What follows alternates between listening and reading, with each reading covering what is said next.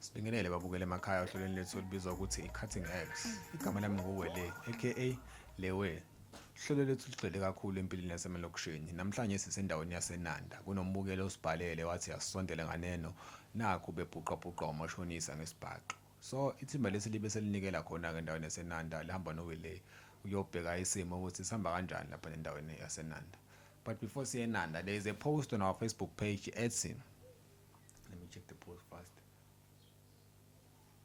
Oh, ithi umenze njani umuntu ongafuni ukukhokha imali yakho. I'm going to read ama comment a few.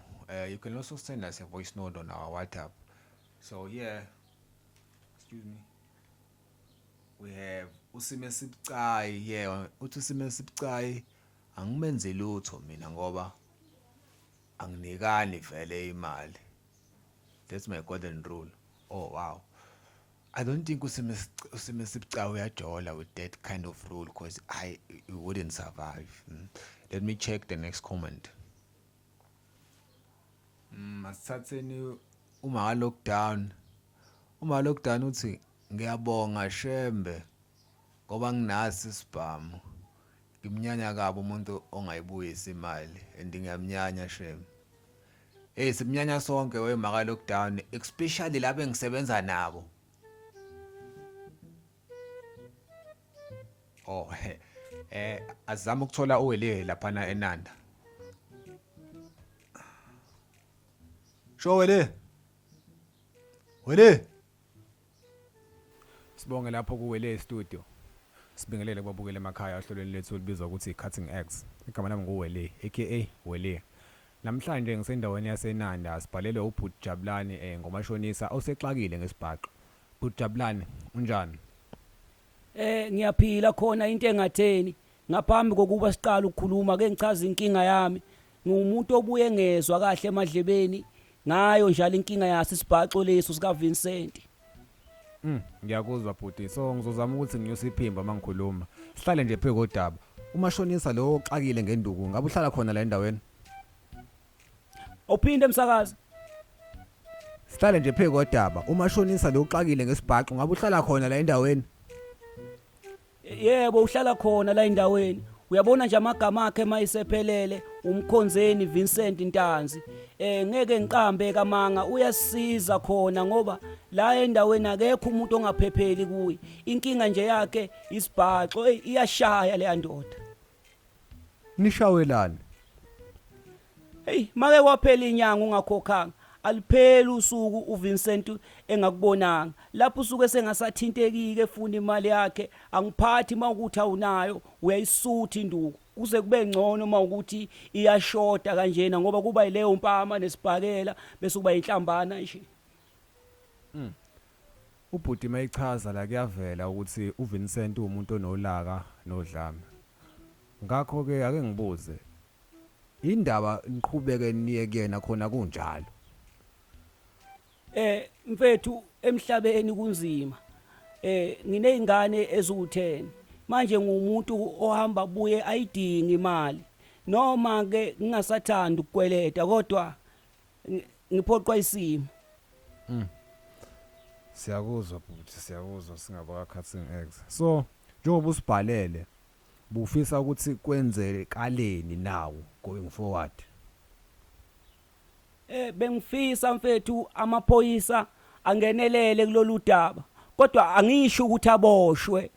Ngoba siwumphakathi sesikhathele isibhaxo. Uyabona nje uNgcobo umakhelwane wami lapha ngezansi. Ngiye ngamuzwe eklekula mangithi ngiyamlunguza ngewindi nangu uVincent umumele ngoswazi lompentshisi. Ngavele ngabona ukuthi hayi le ndaba leni ngaphekwa amandla ami nami ngakhetha ukuyolala. Awu bhuti awubangisenza lutho nje kumakhelwane wakho.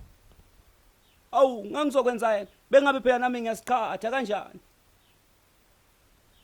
Bhuti uke waveza la ukuthi mawukweleta kuze kuphela inyanga aliphela usuku engafikanga uVincent. Kwenzeke kanjani ukuthi izolo ekade se next door kodwa angezi kwena? Ngikhuluma iqiniso nje emsakazi ungibona nje kuyimanje ngimincile.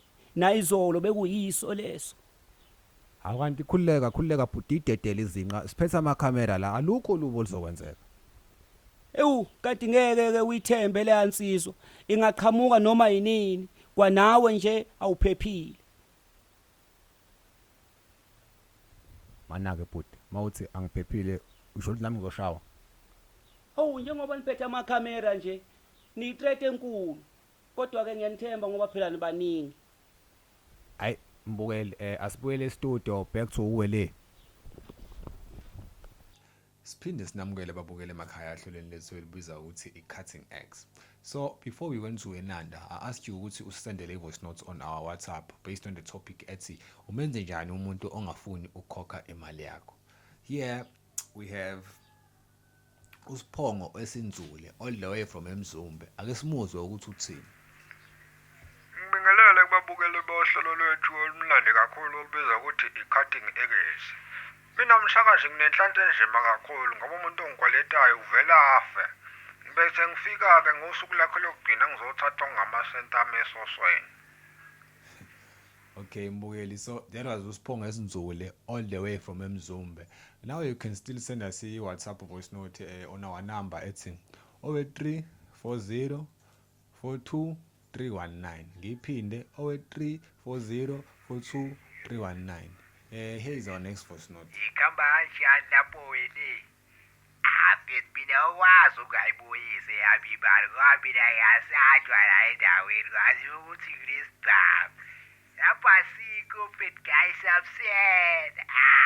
Bethu anonymous asilona ngabakhulu. Showcase wele.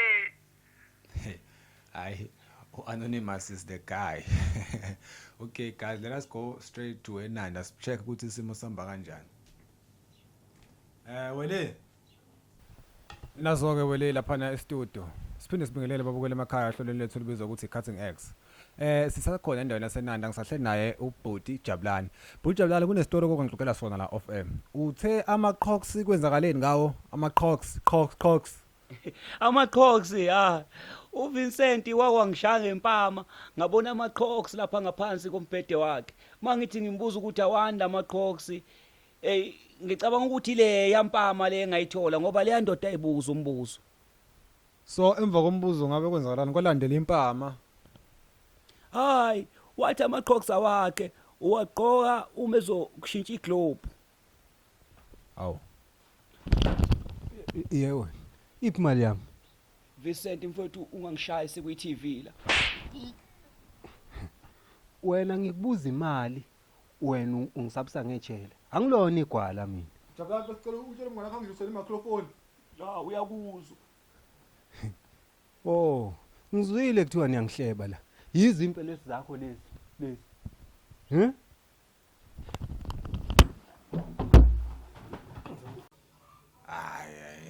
This is why ke mina ngakhetha ukuyisebenzela e-studio. Angizwani nale nonsense okufuzwa ncancanci uyafuzwa niyahujwayo manje. Ayi this is nonsense. Wele we are live. Oh yeah, we are live. Wele bafo mawubona le video ungadinwa. Ungadinwa please. So that's how it ended, you guys. Enanda nibonile nani. So much violent, guys. See you on the next episode. Please don't forget to subscribe. Vincent kodwa